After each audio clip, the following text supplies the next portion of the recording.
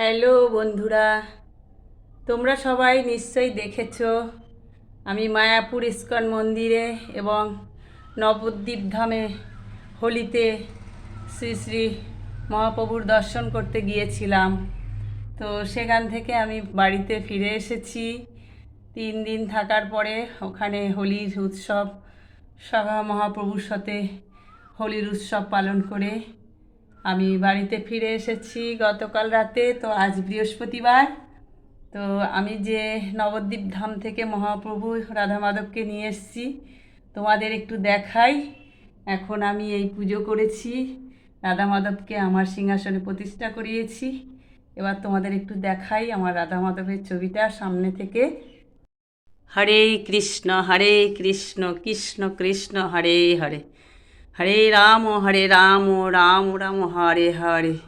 তো দেখো, এই যে আমার রাধা মাধব আমি নবদ্বীপ ধাম থেকে অনেক কষ্ট করে নিয়ে এসেছি। আমার এই রাধা মাধব তোমরা একদম কাছে থেকে দেখো, মুখটা খুব সুন্দর খুব সুন্দর। আমি অত দূর থেকে এই নরেন্দ্রপুরে নিয়ে এসেছি, তোমাদের একটু দেখাচ্ছি, কারণ তোমাদের সকলের তো আমার বাড়ি এসে দেখা সম্ভব না। তাই আমি এই পুজো টুজো হয়ে গেছে, রাধা মাধবের পুজো হওয়ার পরে আমি তোমাদের রাধা মাধবকে একটু দেখিয়ে দিচ্ছি। আজকে আমার সিংহাসনে এই নতুন রাধা মাধব সেই নবদ্বীপ ধাম থেকে আমার বাড়িতে এসেছে। তোমাদের সেই জন্য একটু দেখিয়ে দিলাম। কেমন লাগছে তোমাদের এই রাধা মাধবকে আমার অবশ্যই জানাবে।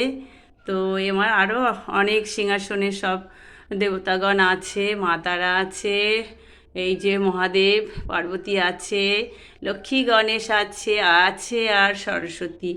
তার পাশে একদম সাইডে আছে, বাঁদিকে দেখো, এই হলো আমার রাধা মাধব। আমি নবদ্বীপ থেকে যাকে অনেক কষ্ট করে কোলে করে মাথায় করে আমি বসিয়ে নিয়ে এসেছি। আর এই হলো আমার গুরুদেব, তোমরা নিশ্চয়ই দেখে থাকবে আমার আজকের এই ভিডিও। আমি তোমাদের দেখালাম, যেহেতু আমি রাধা মাধবকে অনেক কষ্ট করে আমি অনেক দূর থেকে নিয়ে এসেছি। হ্যাঁ, তা তোমরা সবাই দেখো এবং কমেন্ট করে জানিও আমার রাধা মাধব কেমন হয়েছে দেখতে, কেমন লাগছে তোমাদের। অবশ্যই অবশ্যই কিন্তু কমেন্ট করে জানাবে। জয় রাধা মাধবের জয়, জয় রাধা মাধবের জয়।